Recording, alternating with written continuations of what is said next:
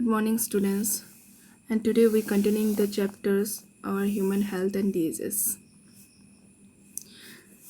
Today's topic is immunity and its type. So, what do you mean by immunity? The immunity means the ability of the body to fight against the disease-causing organism.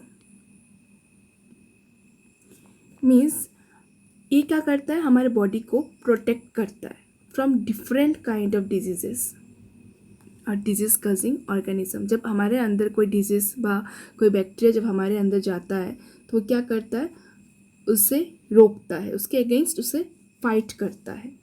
तो ये हुआ हम लोग का immunity. ठीक है. तो यहाँ पे तुम्हारा 2 टाइप्स ऑफ इम्यूनिटी होता है. एक है तुम्हारा इननेट इम्यूनिटी और एक है तुम्हारा एक्वायर्ड इम्यूनिटी. सो इम्यूनिटी क्या हो गया, the ability of body to fight the disease causing organism or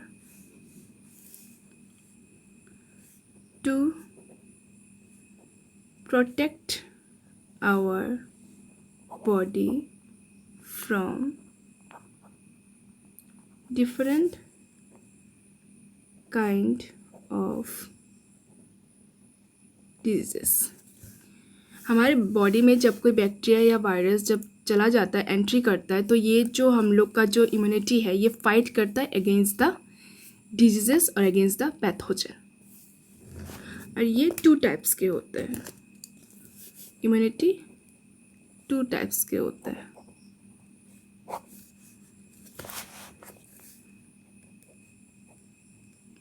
innate immunity, ये वो इम्यूनिटी होता है जो तुम्हारे जन्म से ही होता है, बर्थ के पहले से ही तुम्हारे अंदर होता है.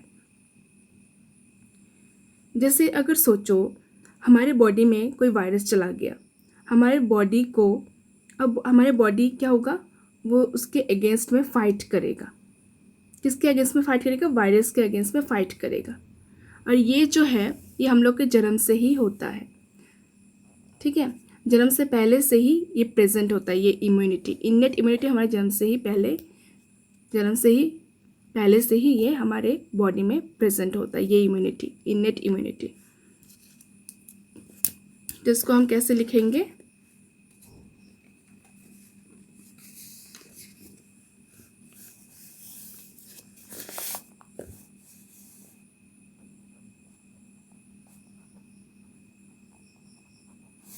it is present from the time of birth. और क्या होता है ये, it is non specific. Means ये किसी पार्टिकुलर बैक्टीरिया वायरस पे अटैक नहीं करेगा, ये सब पैथोजन पे अटैक करेगा. ठीक है, ये पार्टिकुलर किसी बैक्टीरिया के लिए नहीं बना है, ये सब पैथोजन पे अपना काम, अपना असर दिखा पाएगा. तो इसके कुछ बैरियर्स होते हैं. It is consist of different types of barrier. 4 barriers होते हैं. जैसे कि सोचो हमारे पास, हमारे आँखों में जब जैसे आंसू आते हैं ना, tears from your eyes, actually जब तुम्हारे आँखों में कुछ चला जाता है तो पानी के थ्रू निकल के आ जाता है. तो ये हमारे जन्म से है. जैसे कि हमारा जो स्किन है ये हम लोग का जन्म से, ये क्या करता है, जो माइक्रो ऑर्गेनिज्म जो भी बैक्टीरिया होता है वो हमारे अंदर जाने से रोकता है, ये जो हमारा स्किन होता है. तो ये सब हमारे जन्म के पहले से होता है. जैसे सलाइवा इन योर माउथ, अचानक से मुंह में अगर कुछ चला गया तो तुम थूक देते हो ना, तो बाहर निकाल देते हो. तो ये सब जो कि तुम्हारे जन्म से ही होते हैं. ठीक है. तो यहाँ पे innate immunity consist of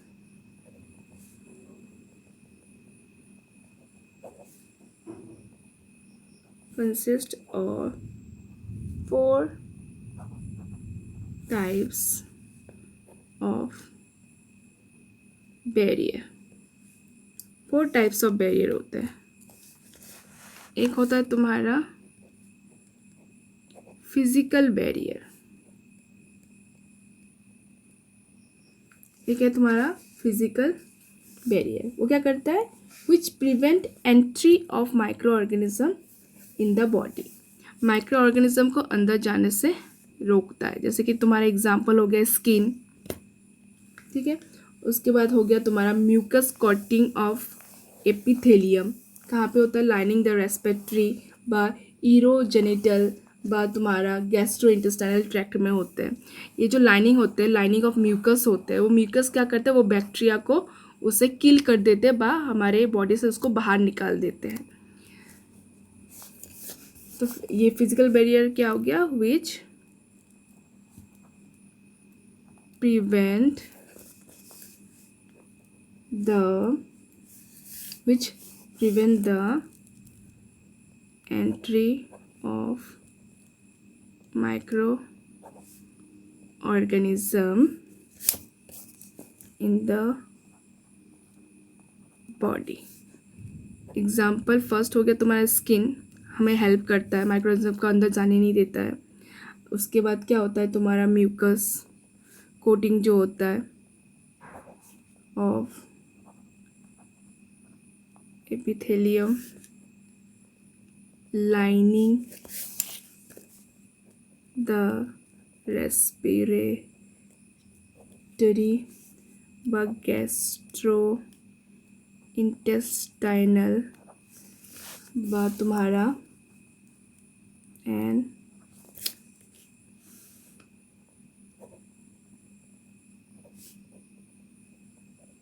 इरोजेनिटल tracts.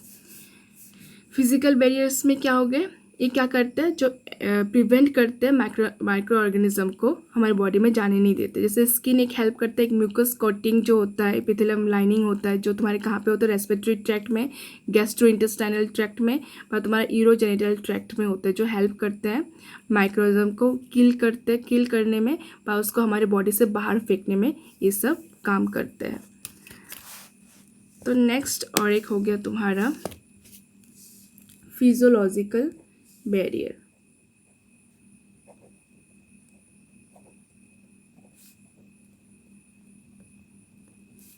Physiological barrier क्या क्या होंगे, जैसे कि acid in your stomach, HCl जो होता है वो भी क्या करता है, बैक्टीरिया को किल करने में हेल्प करता है। फिर तुम्हारे मतलब ये सब which prevent micro growth in the body, ठीक है। जो अगर कभी हमारे अंदर कोई माइक्रोब चला गया तो उसके ग्रोथ को रोक देता है ये सब। जैसे कि हमारे एसिड इन द स्टोमक जो होता है, ये भी हमें हेल्प करता है, HCl हेल्प करता है। जैसे सलाइवा इन द माउथ, तुम्हारा जो थूक होता है, अचानक से तुमने कुछ खा लिया तो वो क्या होता है, तुम थूक दोगे तो चला जाएगा। उसके बाद कभी कभी आँखों में अगर कुछ चला गया तो तुम वो टीयर्स के थ्रू वो बाहर निकल जाता है, तो ये बहुत हेल्पफुल होता है।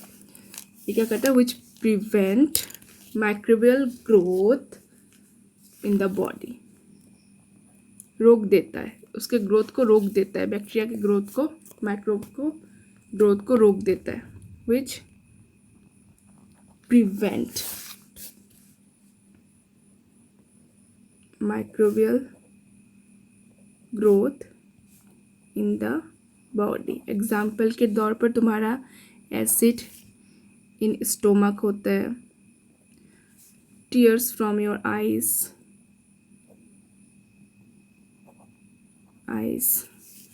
स्लाइवा होता है इन द माउथ, ये सब हमें हेल्प करता है।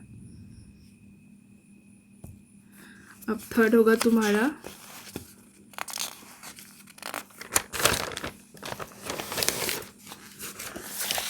Cellular barrier.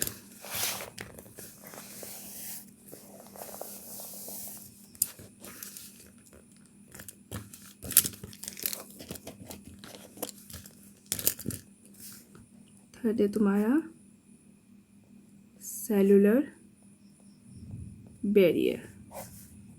ये क्या हो गया, इसमें तुम्हारे सेलुलर बैरियर में क्या होता है, जो तुम्हारे पैथोजन है उसमें क्या होता है, जैसे कि सेलुलर बैरियर तुम्हारा WBC के ऊपर रिलेटेड है, जैसे कि ल्यूकोसाइट, ठीक है। ल्यूकोसाइट क्या होता है, तुम्हारा WBC होता है। जब हमारे ब्लड में जब हमारे ब्लड के अंदर कोई माइक्रोब चला जाता है तो यह उसे डिस्ट्रॉय कर देता है, ठीक है, WBC उसको डिस्ट्रॉय कर देता है या उसे खा जाता है, फैगोसाइटिक कर लेता है, which mainly phagocyte and destroy the microbes. कौन करता है? ये तुम्हारा WBC।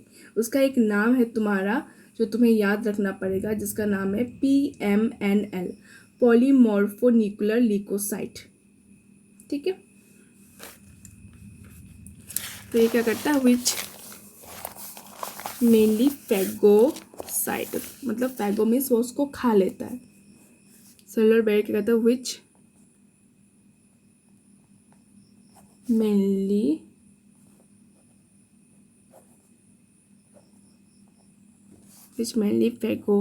phagocytes and destroy the microbe।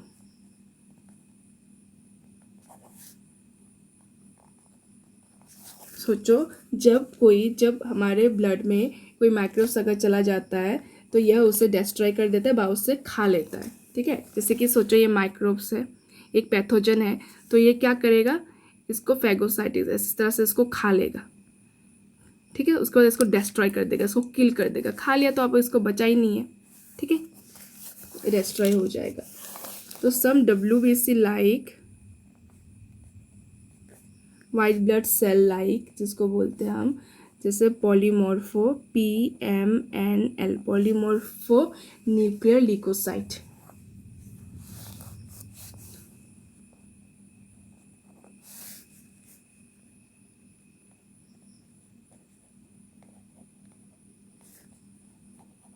ये नेचुरल किलर सेल्स होते हैं in the blood as well as macrophages in tissue can phagocytose and destroy microbes। क्या करता है हम लोग को? जो WBC होता है लाइक पॉलीमॉर्फोन्यूक्लियर ल्यूकोसाइट, ये नेचुरल किलर सेल होता है, ठीक है। ये क्या करता है? अगर हमारे अगर जो ब्लड में अगर कभी कोई माइक्रोब चला गया, ठीक है, तो उसको क्या करेगा? फैगोसाइटिस कर लेगा और उस माइक्रोब्स को वो मार देगा, वो एकदम ही उसको डिस्ट्रॉय कर देगा, किल कर देगा। अब लास्ट है तुम्हारा cytokinin barrier.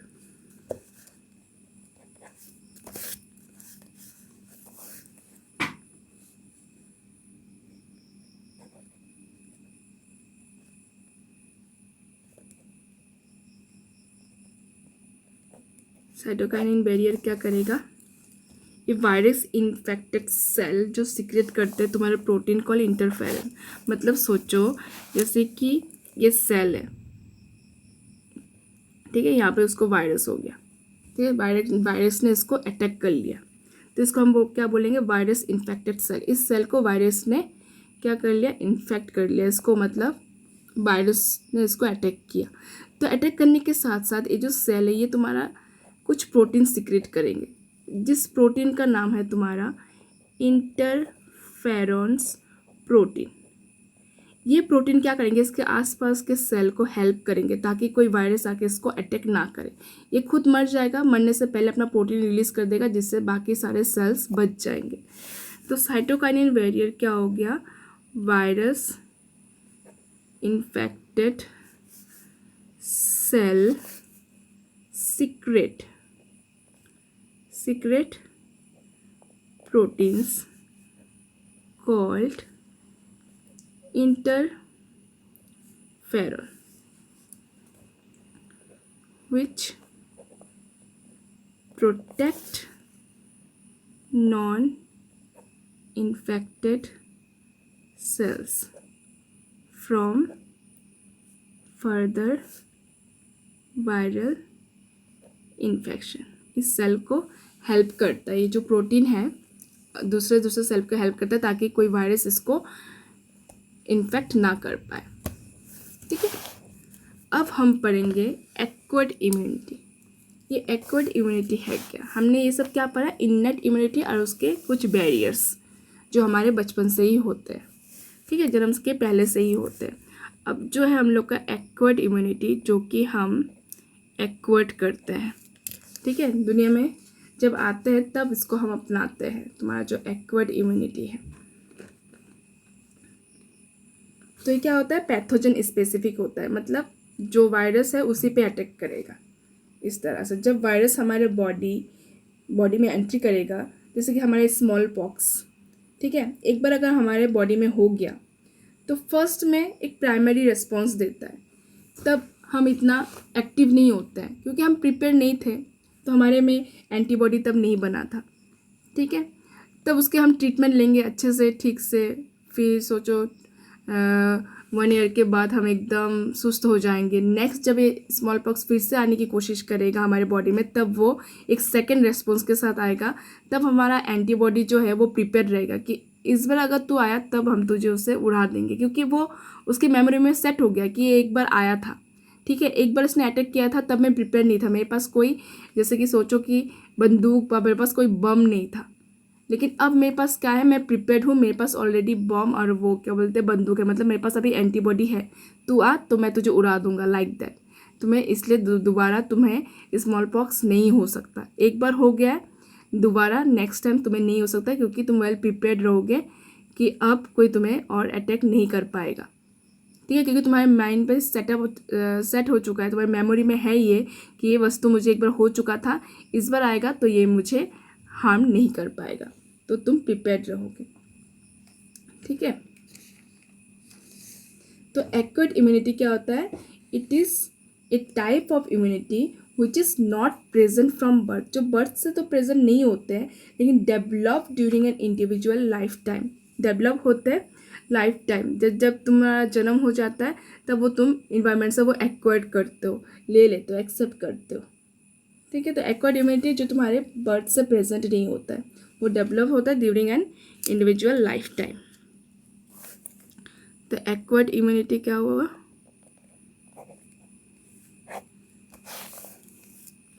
Acquired immunity, it is the type of immunity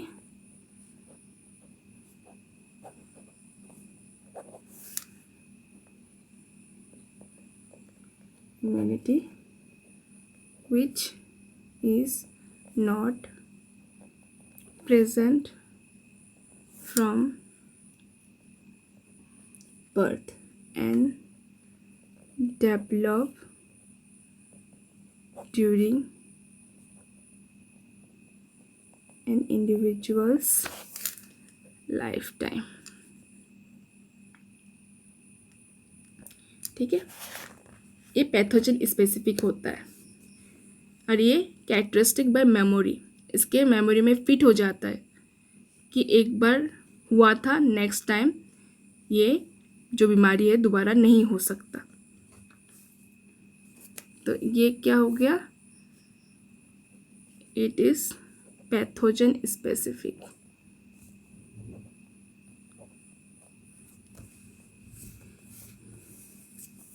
ये किसी पार्टिकुलर बैक्टीरिया या वायरस को ही अटैक करेगा, ठीक है, ये स्पेसिफिक है।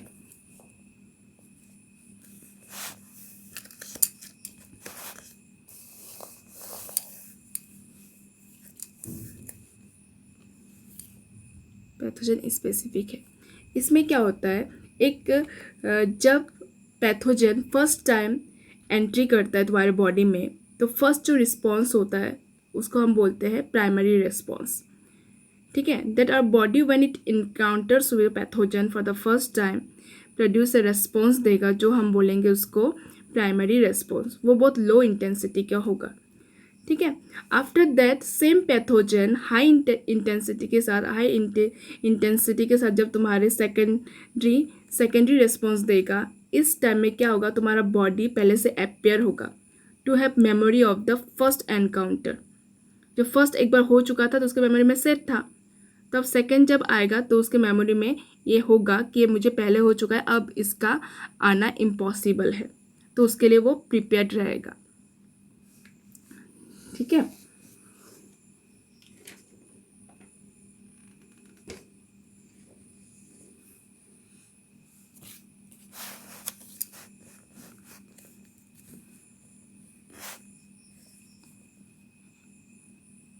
यहाँ पे क्या होगा, when a pathogen for the first time infect a person तो क्या होगा, लो इंटेंसिटी की रिस्पॉन्स देगा, इम्यून रिस्पॉन्स देगा, उसको हम बोलेंगे प्राइमरी रिस्पॉन्स। फर्स्ट एक प्राइमरी रिस्पॉन्स देगा when a pathogen for the first time infect a person, एक लो इंटेंसिटी इम्यून रिस्पॉन्स देगा,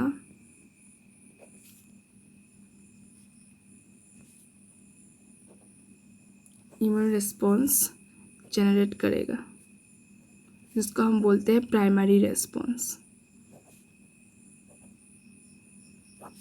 ठीक है। सेकेंड टाइम क्या होगा, when the same pathogen attack करेगा अगेन, तो इम्यून रिस्पॉन्स जनरेटेड होगा, thereby preventing the occurrence of disease, इसको सेकेंडरी रिस्पॉन्स। यहाँ पे सेम पैथोजन फिर से उसको अटैक करेगा, जिससे उसे पता होगा ये सेकेंडरी रिस्पॉन्स होगा उसके लिए, बट ये प्रिपेयर्ड होगा, उसको पता होगा कि फर्स्ट एक बार मुझे स्मॉल पॉक्स हो चुका था, सेकेंड टाइम में तुम्हें स्मॉल पॉक्स नहीं होगा।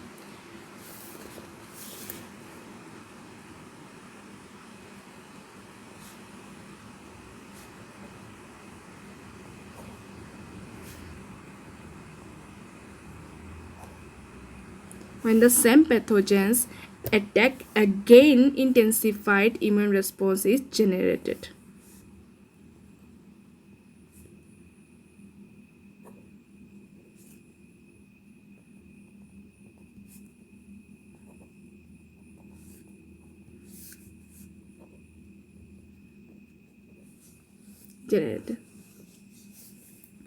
तो अब क्या होगा, जो हमारा बॉडी है, our body appears to have memory of the first encounter, उसको पता होगा कि फर्स्ट एनकाउंटर में उसके साथ क्या हुआ था, तो प्रिपेयर्ड रहेगा।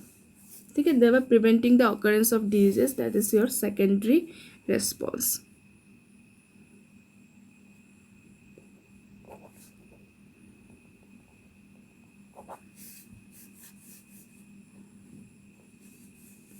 by preventing the occurrence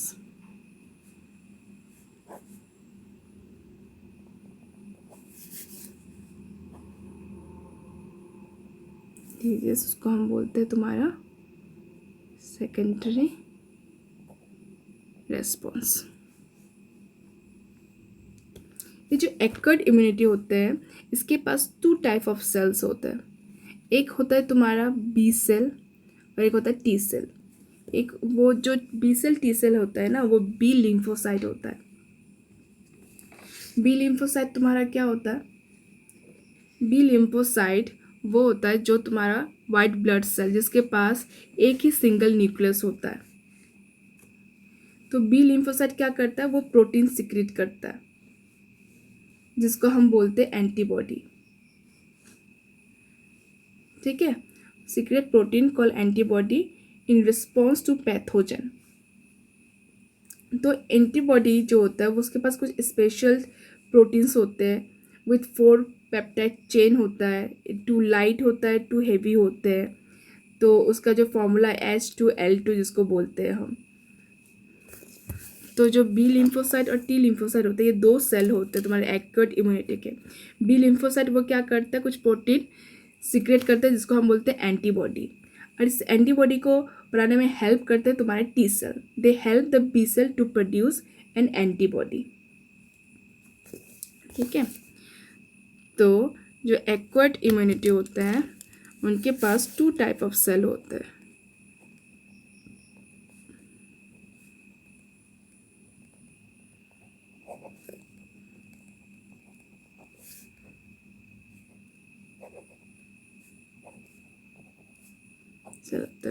एक होता है तुम्हारा बी लिम्फोसाइट्स और दूसरा होता है T lymphocytes,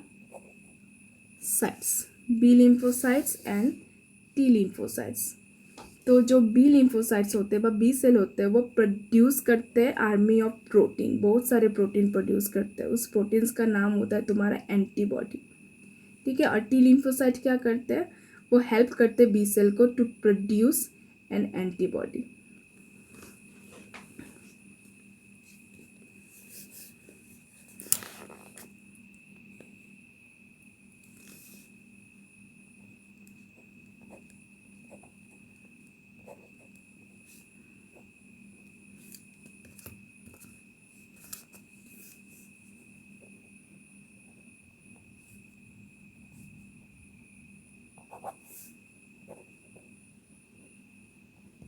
produce an army of protein in response to antigen. ठीक है, in response to antigen called antibody. और टी सेल क्या होता है तुम्हारा? टी लिम्फोसाइट, जो हेल्प करते हैं बी सेल को टू प्रोड्यूस एंटीबॉडी।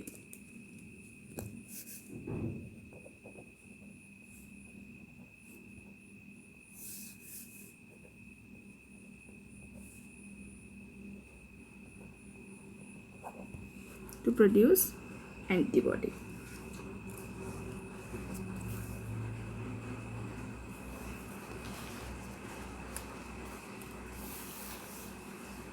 तो जो तुम्हारा बी लिम्फोसाइट है वो क्या करता है?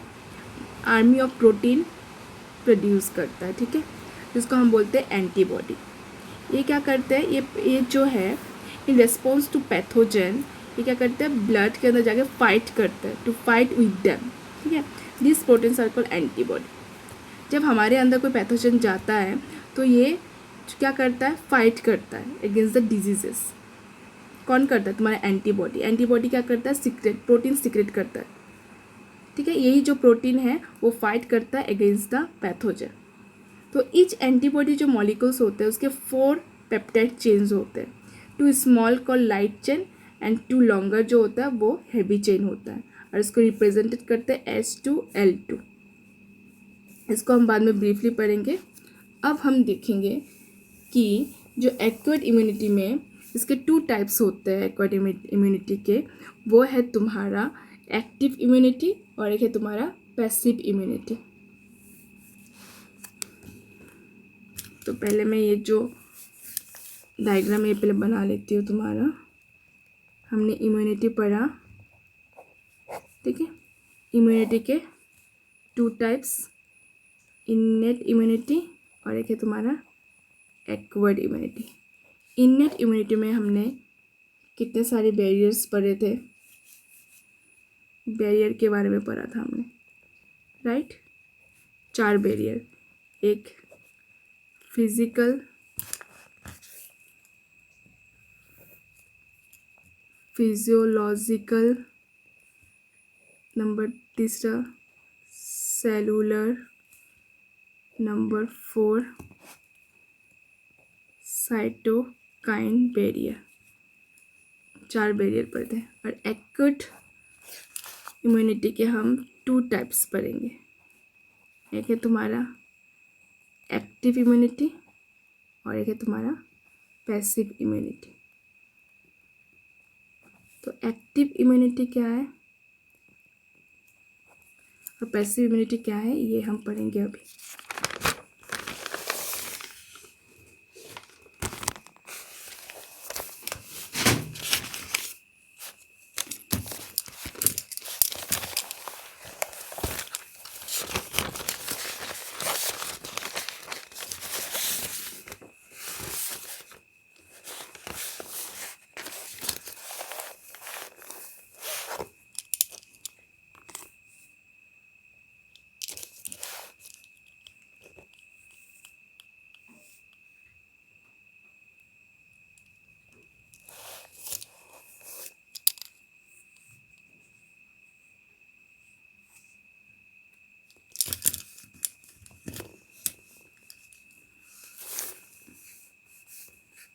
हम पढ़ेंगे तुम्हारा एक्टिव इम्यूनिटी। एक्टिव इम्यूनिटी में क्या होगा? जो तुम्हारा एंटीजन है, जो फॉरेन पार्टिकल्स है, वो इन फॉरेन पार्टिकल्स एंट्री करेंगे होस्ट सेल में, वो क्या करते हैं? उस समय उस टाइम में हमारा बॉडी इनएक्टिव होता है, तो बॉडी एक केमिकल सिंथेसाइज करता है जिसको हम बोलते हैं एंटीबॉडी। वो एंटीबॉडी हेल्प करता है टू रिमूव द पैथोजन। ठीक है, तो यहाँ पे क्या होगा? सोचो एक होस्ट सेल है और ये है तुम्हारा क्या? एंटीजन। सोचो ये एंटीजन है। तो एंटीजन अगर हमारे होस्ट सेल पे एंट्री करेगा, ये फॉरेन पार्टिकल जब हमारे सेल पे एंट्री करेगा तब क्या होगा?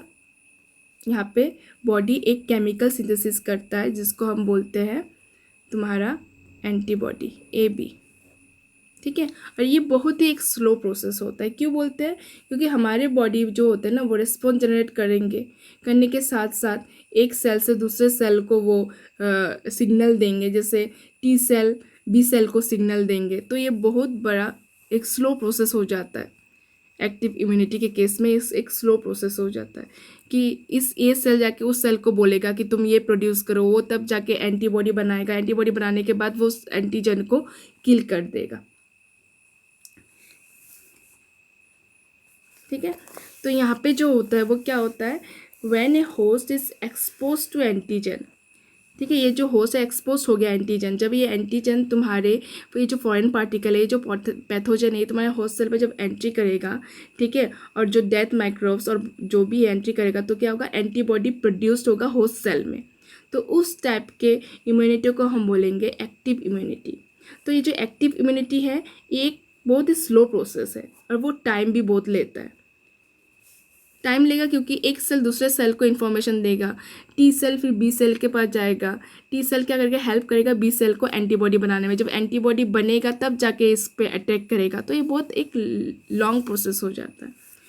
तो यहाँ पे इसका जो आंसर है, when a host cell when a host is exposed to antigens which may be in the form of living भी हो सकता है और कोई डेथ माइक्रोब्स भी हो सकता है। जब वो तुम्हारी बॉडी में एंट्री करेगा, डेथ माइक्रोब्स और अदर कोई होगा एक्सेट्रा। तो क्या होगा, जब हमारे बॉडी में फॉरेन पार्टिकल जब जाएंगे तो एंटीबॉडी प्रोड्यूस होगा। Bodies are produced in the host body. इस टाइप को इम्यूनिटी को बोलेंगे, this type of immunity is called AI, means active immunity.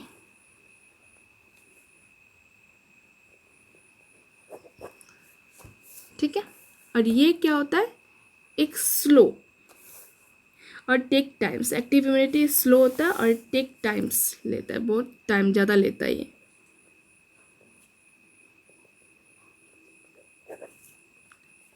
बहुत ही स्लो प्रोसेस होता है एंड टेक्स टाइम ना। अब हम पढ़ेंगे पैसिव इम्यूनिटी।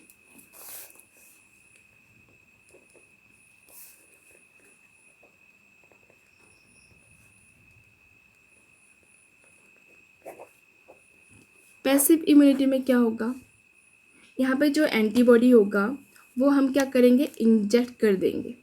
ठीक है, हमें पता है एक पार्टिकुलर बीमारी है, उस बीमारी के लिए हमें क्या होगा, pre formed antibody, prepaid antibody होगा हमारे पास। जब एंटीजन एंट्री करेगा उस होस्ट सेल में और हमें पता है, तो उसके लिए हम कौन सा एंटीबॉडी देंगे, तो वो तो पहले से प्रीपेड है हमारे पास, तो वो डायरेक्ट हम इंजेक्ट कर देंगे।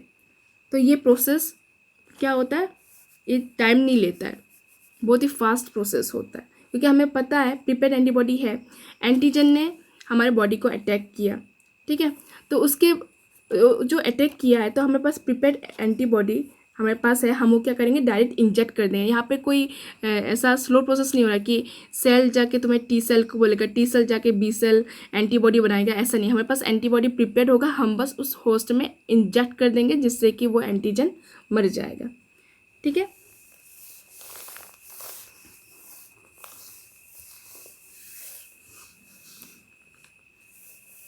यहाँ पे क्या होता है, व्हेन रेडीमेड जो एंटीबॉडी होता है वो डायरेक्टली क्या करते हैं, given to the protect the body against the foreign agents. हमारे पास रेडीमेड एंटीबॉडीज होंगे जो हम डायरेक्टली इंजेक्ट कर देंगे बॉडी में against the foreign agents, is called your passive immunity. हमारे पास रेडीमेड एंटीबॉडी बनाया हुआ रहेगा, ठीक है, वही हम बॉडी में इंजेक्ट कर देंगे। When readymade antibodies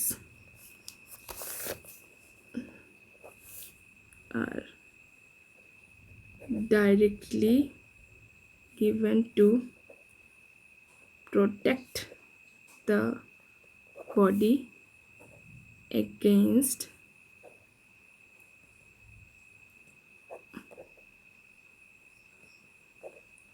foreign agents.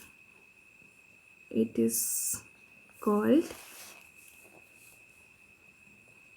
passive immunity.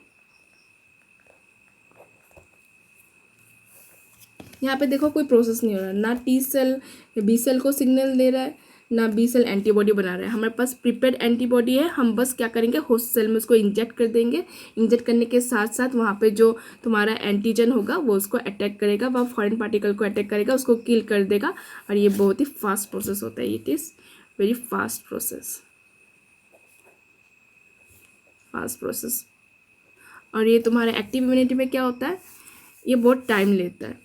ठीक है, एंटीजन तुम्हारे बॉडी में जाएगा, जाने के बाद वो क्या करेगा, वहाँ पर ही लिविंग हो व डेथ हो, वो जाएगा, जाने के बाद वहाँ पर तुम्हारा एंटीबॉडी बनेगा। कैसे बनेगा, एक सेल दूसरे सेल को मतलब सिग्नल देगा टी सेल को, कि टी सेल जाके बी सेल को बोलेगा तू एंटीबॉडी बना। एंटीबॉडी बनाने के बाद वो जाके एंटीजन को अटैक करेगा। तो ये बहुत ज़्यादा स्लो प्रोसेस हो जाता है। लेकिन यहाँ पे क्या होता है, हमारे पास प्रीपेड एंटीबॉडी ऑलरेडी हमारे पास रहता है।